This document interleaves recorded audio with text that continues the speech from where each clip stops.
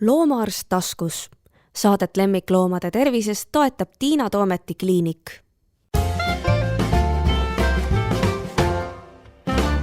Tere! Kuulate podcasti Loomaarst taskus. Mina olen Tiina Toomet. Vastas mikrofoni taga istub kolleeg Triin Kass. Tere, Triin! Tere, Tiina!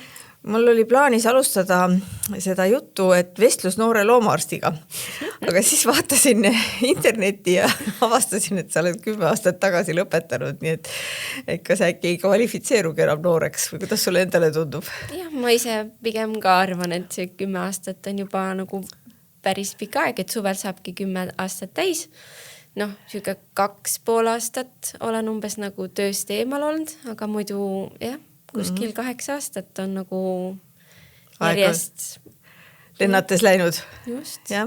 No sinuga juhtus nüüd selline lugu, et kui sa tulid peale oma lapse sündi tagasi, eelmine sügis, eks ole ju?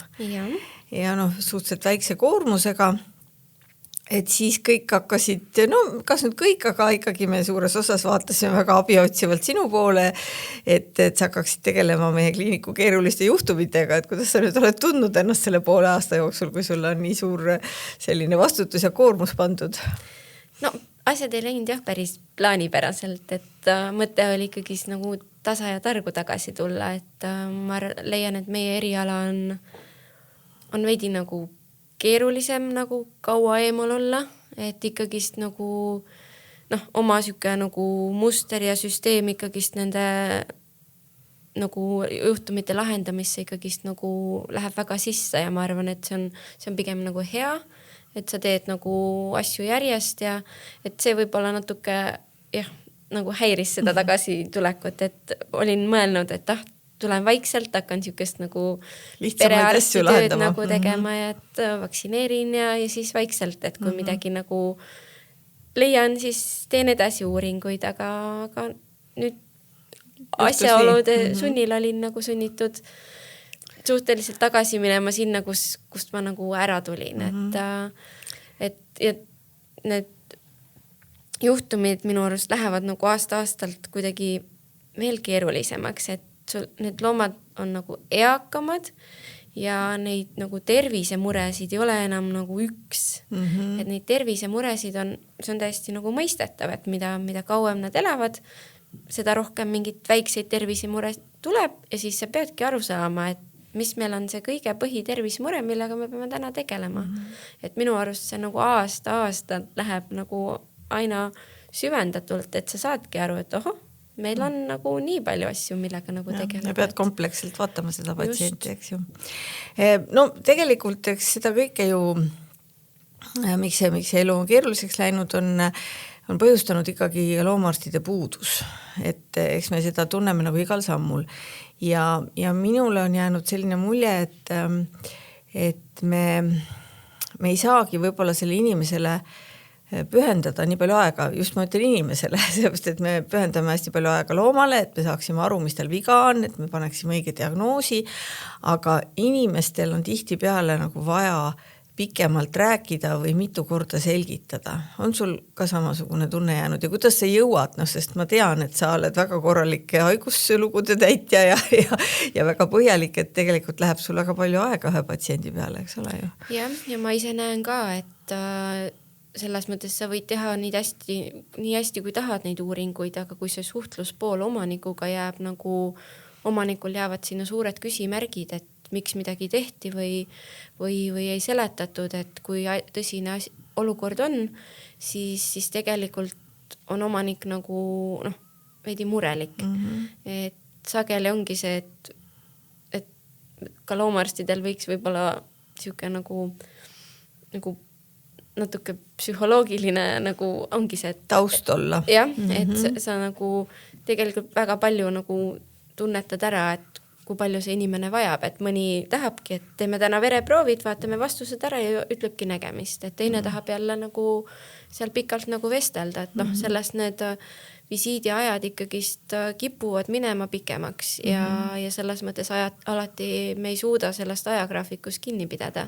Et minul juhtub nagu alatihti, et ma olen küll nagu sükest nagu lühemat päeva, üritame küll panna, et mul oleks pikemad ajad, aga ikkagist ma kipun nendest nagu üle minema ja ma arvan mitte just sellepärast, et uuringud lähevad pikalt, vaid see, et me arutame ja vestleme omanikuga nagu pikalt, et jah, see on, mina ei saaks nagu, ma arvan, niisuguste raskemate juhtumitega tunni ajaga nagu hakkama, et see omaniku suhtluspool jääb liiga lühikeseks. Ja tihtipeale neil ju tekivad mingid küsimused alles koju jõudes. Jah, ma üritan, nagu, kui ma ei jõua ka nagu kohe panna selle haigusloo kirja, siis ma üritan selle sama päeval kõik nagu ilusti kirja panna, saata neile nagu selle meili peale koos vereproovide vastustega ja siis sinna alla alati läheb mu meil, et kui neil midagi on, siis nad ikkagist nagu saadavad meili ja küsivad, et ja ega meie abilised ka, eesregistraatorid on selles mõttes ju ka päris tublid, et nad oskavad seal selekteerida, et kes lihtsalt niisama helistab ja tahaks küsida ja neid võib-olla meil lihtsalt ajapuudusel, et me ei saa niisugust konsultatsiooni anda, aga need inimesed, kes on just äsja käinud kliinikus ja kellel võib-olla on midagi arusaamatuks jäänud, et nad saaksid ikkagi oma raviarsti siis ühel või teisel moel kätte, et kas siis meili teel või ma tean, et ka te helistate päris palju tagasi, et kui inimestel on mure. Tänapäeval ma ütlen, et see meili teel suhtlemine on nagu kiirem selles mõttes, et mul ei ole võib-olla see päeva jooksul isegi aega seda nagu telefonikõnet teha ja võib-olla on omanikul just siis, et tema ei saa vastata. Ja kui asjad saavad kirja, siis kuna mind on kliinikus nagu suht harva näha, siis mul on hea ka, kui need asjad on nagu kirjas ka teiste nagu arstide jaoks, et see kaart on korralikult nagu täidetud, mis on ka väga oluline, et kui ta satubki teise arsti juurde või ta peab hoopis teise kliinikusse minema, et siis on vähemalt need asjad kirjas, mis temaga tehtud on ja mis me oleme nagu kokku leppinud. Et ma mäletan vanasti enne, kui sa koju jäid, tuli meile ka ikka selliseid juhtumeid, kus olid loomaga käidud kusagil mujal ja inimene tahtis seda nii-öelda teist arvamust. Ja meil tegelikult sellist süsteemi ju polnud, et me hakkaksime sellega tegelema, sest see on tegelikult päris suur töö, et sa loed läbi selle pika haigusloo, mis on tulnud teise arsti käest või teise kliinikust, et siis see toimis alati niimoodi, et see loom tuli ikkagi vastuvõtule ja tihtipeale ongi teda vaja vastuvõtule, sest et asjad ju muutuvad. Kas sa praegu ka näed, et tulevad sellised kirjad, et paluks teist arvamust ja siis oled nagu sunnitud ta ikkagi kutsuma vastuvõtule? Jah, ikka näen selles mõttes, et on ka siukseid, kes on muidu meie kliiniku patsiendid, aga lihtsalt kas on erakorraline midagi juhtunud, et see haiguslugu, nad saavad diagnoosi kuskil erakorralises kliinikus ära ja siis tulevad nagu meie juurde, et siis järelravile, mis on järelravile või siis nagu teisele arvamusele, et kas ka meie näeme, et see asi on nagu niimoodi, et ma leian, et see väga hästi nagu toimib ja see peakski nagu toimima, et me ei tohiks kindlasti, et ei tohi kuskile nagu mujale minna, et seda ei saa kindlasti olla. Ja see on ikka suur õnn, et need erakorralised olemas on, sest muidu me muretseksime oma patsientide pärast ööl ja päeval. Ja see on väga selles mõttes, et sealt nad saavad väga nagu adekvaatset abi. Ja. Aga mul on lihtsalt juhtunud niimoodi, kuna mul on aega ka, siis mulle mõned pooltuttavad on ka helistanud või kirjutanud ja mul on vahel selliseid, ma olen saanud selliseid haiguslugusid, kus mul tegelikult ei olegi seda looma võib-olla vaja näha, et ma juba selle haigusloo põhjal suudan midagi öelda. Ja siis nüüd mul ongi hakanud siis peas keerlema see mõte, et äkki võiks sellest mingi teenuse kujundada, mingi toote, sest vahel on tõesti niimoodi, mul oli siin mõni nädal tagasi selline juhtum, kus see oli väga hästi kirjutatud haiguslugu ja väga tõesti kõik oli okei. Ja lihtsalt omanikel, kuna see oli selline raske juhtum, siis omanikul lihtsalt oli vaja veel kellegi arutada. Lõpptulemus oli see, et ma ütlesin, et pöörduge oma raviarsti juurde tagasi, et tal on kindlasti veel ideid, kuidas teie looma aidata, aga et mul ei ole nagu midagi lisada, eks. Et ja mõnikord võib olla nii, et avastad, et äkki tuleks kuskile spetsialisti juurde minna. Ja kuna mulle tundub, et sellist asja on vaja, siis ma olen nüüd hakanud peas keerutama mõtet sellest telemeditsiinist, millest ma siin aastaid tagasi ei tahtnud mitte midagi kuulda, mul on seda nagu mitu korda pakutud ja ma olen öelnud, et mis mõttes, et me ei saa ravida looma läbi telefoni või läbi meili, et me peame teda nägema. Ja nüüd just sellele arstide puuduse valgusel olen ma hakanud nüüd mõtlema, et äkki seda ikkagi on tarvis. Eks ma nüüd siin testin oma kolleegide peale. Sest et juhul, kui seda tegema hakata, siis mul on igal juhul nii sinu kui mõnede teiste abi vaja. Ma ei tea, kuidas sulle mõte tundub?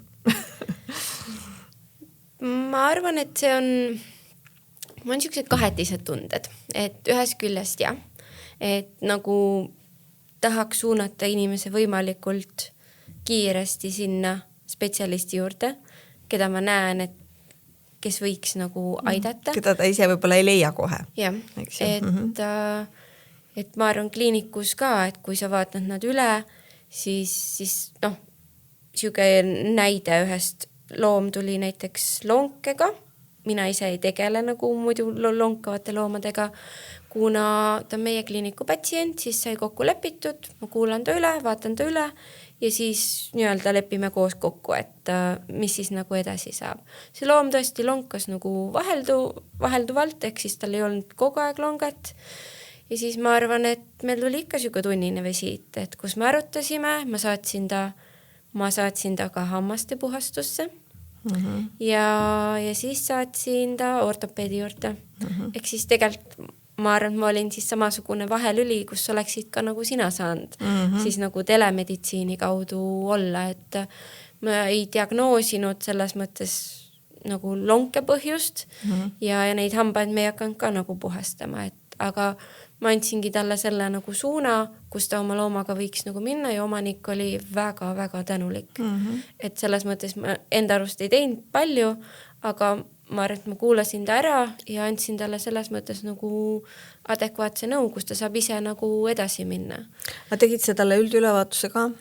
Ikka ja alati. Sest see on nüüd jälle see vahe, mida seal telemeditsiinis teha ei saa ja mida sa koha peal said ja mille eest ma arvan on tänulikud nii ortopeed kui hambaarst, sest muidu nad peaks siis emkumb eks ole, selle tegema, sest et tavaliselt need probleemid ju kimbutavad vanemaid loomi ja keegi ei taha mingit anesteesiat teha ilma, et oleks üldülevaatus ja need tavaveredega asjad tehtud. Nii et siin võib-olla nüüd jah, telemeditsiiniga nii palju abi nagu osutada ei saa, aga jah, et mõnedel juhtudel mulle nagu tundub, et vahel ikka vist saaks ka ja võib-olla just seda nagu selgitamist, et kui nad ei saa oma raviarsti kätte millegi pärast ja neil on ka väga korralik haiguslugu, aga nad võib-olla ei loe sealt kõiki asju välja, et äkki see asi neid võiks kuidagi aidata.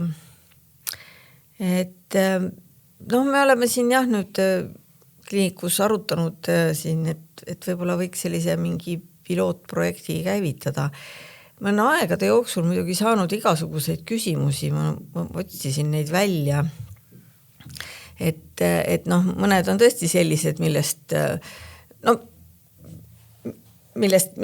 saab abi anda, samas kui ma selle esimese loen, siis see on tüüpiline, mille puhul on vastus see, et mingi arsti juurde. Ja ma loen näiteks, et kassil on 2 punni, ennem neid ei olnud, nüüd 6 kuuga umbes on tekkinud 1 kaela all ja teine esikäpa juures. Kass on steriliseeritud ja emane, 8,5-aastane sööb kliiniku toitu. Mis näsad need küll olla võivad? Ma arvan, tema puhul saaks ka juba teha siukse nagu väikse selektsiooni, et ma arvan, et saadakski ta siis kirurgi konsultatsioonile, et ei läheks siis nagu tavaarsti juurde, mis ei oleks ka halb variant, aga ma arvan juba kirurgi konsultatsioon, üldülevaatus, vereproovid ja ma arvan, et neid näsasid ei peaks nagu omanik vaatama jätta, et ma arvan, et sellise juhtumi puhul oleks telemeditsiin, ma arvan, väga ikkagist adekvaatne. Ehkki see vastus on muidugi see, et mine arsti juurde. Aga samas sa juba nagu aitad natuke juhendad kuhu ja kuidas. Ja ma arvan, et siis on see, et tal ei teki võib-olla nii palju seda, et ta käib ühe juures ära ja siis juba öeldakse, et mine teise juurde. Et omanikel on tänapäeval ikkagist nagu vähe aega ja nad tahavad abi suhteliselt nagu kiiresti, et ma arvan, et kui me teeme seal juba väikse selektsiooni ära, siis see on tegelikult nagu tänuväärne. Jälle teine kassi küsimus. 3-aastasel isasel kassil on jube kräunumise komme. Alguses elas ainult toas, siis sellist kisamise probleemi ei olnud. Tegemist maamajaga ning lasime ta siis õue päevasel ajal. Öösel oli toas, kräunumine läks järjest hullemaks ning nüüd elab ainult õues. Kass on kastreerimata, toidetud ja tervis okei. Miks see kräunumine aga nii jube on? No väga huvitav küsimus. No ma olen omal ajal vastanud niimoodi, et õues on palju huvitavam kui toas. Kui kräunub, lastakse õue, et kassidel ongi jube hääl, kui nad midagi nõuavad ja kastreerimata kõutsidel eriti. Kastreerimine võib aidata, aga mitte 100%. Et kui tal on ikkagi juba see õues käimine, talle väga meeldib, siis on talt raske seda vabadust ära võtma hakata ilmselt. Ma arvan, et kui ta vabakäigul on, siis mõeldes nagu kassipopulatsioonidele, kes seal õues nagu elavad hulkuvatele, siis me võiks soovitada tal ka ikkagist lõpuks arsti juurde nagu minna, et kastreerimine. Ja, no kastreerimine igal juhul, sest et esiteks ta juba natuke jääb kodusemaks, ta need hulkumisringid ei saa olema nii suured, et ta püsib rohkem seal kodu juures. Ja kakluste mõttes ka. Ja need ikka jõuab ikka arsti juurde lõpuks. Võta, mis mul siin veel oli. Koer närib käppa all karvu ja kisub neid ära. Kas talle ei meeldi need karvad seal käppa all või mis? Ma arvan, et saaks nii-öelda lasta kõik käpad üle vaadata, katsuda, vaadata mingit punetust, küün, vahel jäävad ka need nagu tõrvatükid, saab võib-olla natuke... Seemned, okkad või jäävad vaiguga kinni. Jah, saab ära pesta ja siis nii-öelda trimmida ettevaatlikult nagu kääridega neid lühemaks. Ma arvan, et selle puhul võib-olla ei peaks kohe arsti juurde suunama. Selle saab üle vaadata kõigepealt, et mis seal nagu toimub. Ja siis on üks, mida ma olen täitsa pikalt suutnud siin vastata, oli selline küsimus, et profülaktikaks on vaja ussirohu tablett sisse sööta. No mis imemoel seda teha? Juba 2 korda on välja sülitanud. Kui segaksin toidusse ja ta keeldub söömast. Ja siis on nagu, et see, et nad on nii kallid ja et juba ei imesta, et nii mõnelgi jääb tablett andmata. Eks siis siin ma olen nagu pikalt õpetanud seda, kuidas juba kutsikast peale peaks siis seda tableti andmist harjutama, et tegelikult tõesti, et tänapäeval need tabletid, paljud on ju mingid maksamaitselised ja mõned söövad neid vabatahtlikult, aga see, et sa võiksid koerale õpetada tableti võtmist väiksest peale, see on juba selles mõttes ju vajalik, et see loom jääb kunagi haigeks ja ta ei söö midagi. Kuidas sa siis talle need tabletid sisse saad, eks ju. Ja ma arvan, et seal saaks seda ka, et kui tegemist oleks kassiga, et siis kuidas rahumeelida näiteks saunalinasse mässida ja siis võib-olla soovitada tulevikus, et saab äkki neid, mis lähevad hoopis turja peale, et seda nagu sükest nagu stressikäitumist või seda nagu natuke vähendada, et ma arvan, et see on ka väga nagu süke omanikul on mure ja sinna saaks väga hea nagu vastuse. No käitumisküsimusi on mul aja jooksul hästi palju olnud, et nendele tegelikult osadele saabki vastuse. No siin oli ka näiteks, et mida teha paaniliselt äikest kartva koeraga. Et me ei hakka seda vastust siin praegu pole ette lugema, et mis need variandid siis on, et kuidas me saame teda aidata. Et äike on ju selline asi, mis tuleb meie jaoks suhteliselt ootamatult, eks ju, aga koera käitumisest võib isegi hakata aru saama. Ja võib-olla aastat, oleneb kui noor või vana koer ka on, et siis on nagu aimata, et et saab ka oma nagu selle sükse väikse tegevuskava, et kuidas nagu seda koera aidata ja kui on nagu ikkagi süke, kes paanikasse läheb, siis on juba jälle nagu, et saame ta suunata, ma arvan, juba siis nagu õigesse kohta. Et kus siis spetsialist saab teda nagu aidata, kas siis vajadusel ka ravimitega. Et lihtsalt, et saluudiga on selles mõttes natuke lihtsam, et me enam-vähem teame ja seal puhul ravimid aitavad hästi, aga häiksega on tõesti natuke see keeruline, et kunagi ei tea, et millal ta seal müristama hakkab. Ei saa selle eest kuskile linnast välja ka sõita, et... No siis on muidugi sellised küsimused, kus on nagu selline, minu vastus on selline, et tahaks öelda, et mis sa istud arvutis, et mine kohe arsti juurde, kus mul oli see, siis ma vaatasin, et oksendab juba mitu päeva, siis et mis ma nüüd teen, no siis tuleb ikkagi minna. Siis aga see on ka võib-olla, et kui inimene ise ei tule selle peale, et selles mõttes sa oled seal nagu selles mõttes ta on juba kirjutanud sulle, siis järelikult see ei ole ta nagu peas esimene mõte, et mis meile võib-olla tundub nagu nagu selles mõttes nagu meie ametialaselt nii loogiline ei pruugi nende jaoks olla nagu loogiline, et võib-olla see arstiabi tundubki nagu nii kauge ja kättesaadav kuskil maakohas, et sul on lihtsam nagu kirjutada.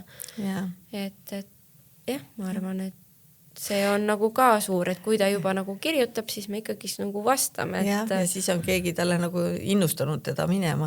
Mul üks kolleeg rääkis ka, et ütles ka, et tema on hirmus skeptiline selles suhtes ja siis tal oli üks tuttav rääkinud, et tal on taksikoer vänderdab nagu tagakeha, päris jalust maas ilmselt ei olnud, siis ta võib-olla oleks ise ka abi otsinud, aga et kuidagi imelik ja siis see minu kolleeg ütles ka, et mul ei olnud talle mitte midagi muud öelda, et mine kohe arsti juurde ja pärast inimene oli nii hirmus tänulik oli, et ma ei oleks ise selle peale tulnudki, et see on jälle see, kuidas meie oma professionaalses kretinismis arvame, et jumal küll, et see on ju väga tõsine asi, et sellega peab kohe minema, aga võib-olla inimene mõtleb, et ei tea, et äkki läheb üle või midagi sellist. Nii et võib-olla siin tõesti võiks nagu mingil määral mingisugust sellist abi olla. Ja samas see küsimus, kus oli see, et see koer kakub seda nagu karva, et võib-olla ta on tõesti mingi näts uastund või selles mõttes, et nagu, et omanik mõtlebki, et see on midagi nagu väga utoopilist, et tegelikult piisab see, et kui ta ise vaatab selle juba nagu oma pilguga üle, et ikkagist ja see on ka hästi oluline, et omanikud tunneksid oma looma tervena, et selles mõttes nad saaks aru, et midagi on nagu teistmoodi, et see on ka nagu hästi oluline nagu oskus, et eks siis kassi ja koera võiks nagu pidevalt nagu katsuda ja et see loom oleks harjunud katsumisega. Et kui kuskile tõesti mingi mügarik või näsa või midagi tuleb, siis oskad seda kirjeldada ja nagu abi otsida, et see on, ma arvan, ka väga-väga oluline punkt, et kui sa lemmiklooma nagu nagu nii-öelda omad, et see karvahooldus ei ole ju ka lihtsalt selleks, et nad kogu aeg ilusad välja näeks. See on ju nende nagu karvale ja nahale nagu vajalik, et nad kogu aeg vahetaks seda karva, et omanikud võiks olla nagu tähelepanelikud, et alati ei pea olemagi see loomaarst see, et kes midagi avastab, aga tänapäeval omanikud on nagu väga-väga tublid, et kui nad tulevad ka nagu vastuvõtule, siis küll nad vahel otsivad seal, kui on hästi karvane koer, et siin oli üks punn. Ma mäletan täpselt siin ja siis võib kuni 10 minutit ja vahel võib olla see, et see punn on nagu, midagi on siis nagu nii-öelda taandunud, et ei ole enam. Ära kadunud. No jah, aga siis ilmselt seda oleks mõistlik teha meili teel, seepärast, et kui meil jälle üks põhjus on loomaarstide puudus, siis meil ei ole kindlasti võimalik nagu sellist kollektiivi sinna taha saada, et keegi kogu aeg telefonitoru võtab, sest et inimene eeldab, et kui sa mingisuguse infotelefoni välja reklaamid, et siis seda võetakse kogu aeg. Et see ilmselt ei tule kõne alla, et meil on siis vaja ilmselt ikkagi nagu spetsiaalne nagu meili. Ma arvan, et meil on hea mõte, sest saad võib-olla kuidagi nagu rahulikumalt need asjad sinna kirja panna, sest ikka kipuvad need asjad, kui veidi pabistad ka, et kus ma nüüd helistan ja et siis paned rahulikult kirja ära ja mingil hetkel võib isegi mõelda välja nagu mingisuguse sellise spetsiaalse mingisuguse vormi mingi küsitluse, nii nagu meil on, kui nad kliinikusse tulevad. Siis nad täidavad ju ka ära need konkreetsed vastused juba meili teel ja kirjutavad ka lühidalt oma looma need sümptomid ja eelneva haigusloo, eks ole ju. Et me hakkasime seda vormi kasutama siis, kui tuli see viiruslaine, COVID. Ja et lühendada seda aega, et nad seal registratuuris hakkavad neid käsitsi täitma. Ja me kasutame seda nagu tänaseni. See oli üks hea asi, mis tuli viirusega kaasa. Ja, et selles mõttes ja nad on väga usinasti täidavad, isegi need, kes tulevad vaktsineerima. Ja, ikka täidavad. Ja mu lemmikud on need, kui keegi ütleb, et näiteks tervisekontroll on pandud nagu visiidi põhjuseks, kaebusi ei ole ja siis see vorm on ikkagist väga-väga pika nagu, et mõtled, kaebusi ei ole, aga et kõik asjad on sinna kirja pandud, aga sealt tuleb ka see välja, et mida vanem loom, seda rohkem nagu asju on, mida kirja panna ja need kõik ei vaja alati meie sekkumist, et ei, see on hea, et see tõesti naljakas, et me selle peale nagu ennem ise ei tulnud, et selleks oli meil vaja seda viirusolukorda, sest juba kas või see, et sul ei tule nimedesse ja numbritesse ja meiliaadressitesse ei tule vigu, et see oli ka see kirjalikult oli alalõpmata, olid seal nendega olid mingid probleemid. Aga siis, nojah, ja meili peale teile saab saata ka igasuguseid pilte, mul on praegu just, ma jälgin ühte koera, kellel õmmeldi haava ja natukene selline, see haav oli paha koha peal, seda nahka ei jätkunud, nad üritasid sealt uuesti õmmelda, aga sealt on näha, et need õmblused ei pea, siis ma nüüd, omanik saadab mulle pilte, siis ma lohutan, et see granulatsioon on vähemalt pildi järgi väga ilus, et ärgu muretsegu, et peaasi, et koer ei lakuks ja et küll see kasvab täis, aga et see võtab lihtsalt aega, nii et jah, selliseid asju nagu saab teha, et siis me peame lihtsalt välja mõtlema, et sellele tuleb ka mingisugune hind siis luua, sest et kui sa vastad ühe kirja nädalas, siis pole väga hullu, aga kui need tuleb rohkem ja ma näiteks näen juba enda peale, et ma pean kindlasti paluma siin targemate abi mingisuguste vereproovide interpreteerimisele, et siis sellel peaks nagu olema ka mingisugune tasu, aga et teeme siis katse ära kevadel, et vaatame, mis juhtub, kuidas meil tööle hakkab. Ma arvan, et see pildid, videod on nagu ka, mida mina oma nii-öelda patsientide käest nagu küsin, ka mingid köhad või mis iganes, et näiteks ka tagurpidi aevastamine, mis on siuke ninaneelu ärritus, et see ei ole nii tõsine, kui on nagu köha, et selle saab ka näiteks video pealt nagu ära selekteerida, et kui kiire sinna arsti juurde minekuga nagu on, et selles mõttes on see meil nagu, ma arvan, nagu väga hea, et seal me saame ka juhendada, et palun nüüd tehke sealt näiteks foto või väike video, et nutitelefon on meil enamasti kõigil nagu taskus, ja see on väga mõistlik, et sinna tuleb tasu, et selles mõttes see on ikkagi nagu aja kulu ja see on ikkagi nagu loomaarsti konsultatsioon, et see me ikkagi üritaks anda seal ka oma parimat nagu abi, et lihtsalt natuke teises vormis. Ja me ei saa tegelikult neid ravida. Et see on nagu see, et see ei ole võimalik, et see tuleb ka kohe ära öelda, et mu inimesed hakkavad võib-olla liiga suuri lootusi panema, et saadangi video ja saadan selle ja teise ja kolmanda ja siis sulle saadetakse apteeki ravimid või antakse, et me tegelikult nagu meie seadusandlus ütleb seda, et ravimiseks me peame looma üle vaatama, ehk siis me ei saa nagu retseptiravimeid, me ei saa kunagi niimoodi hakata nagu välja andma, et siis tuleb seda looma ikka vaadata. Ehk siis nagu konsultatsioonipõhine, et ikkagi ravi, nagu kui loom vajab ravi, siis me ikkagi suuname oma kolleegide juurde, kes nad nagu nii-öelda nina otsast saba otsani üle vaatavad ja sealt läheb juba nagu tavapärane nagu kliinikutöö edasi, et ma arvan, need, kelle me välja nii-öelda, keda saab aidata ilma selle loomaarsti visiita, ma arvan, neid ikkagi nagu tuleb ka, et No aga teeme ära siis. Et jälgige meid siis meie Facebooki ja kodulehte ja Instagrami, et tuleb selline loomaarst taskus konsultatsioon ja vaatame, mis selle siis välja tuleb, nii et katsetame. Aitäh, Triin! Kena päeva! Loomaarst taskus. Saadet lemmikloomade tervisest toetab Tiina Toometi kliinik.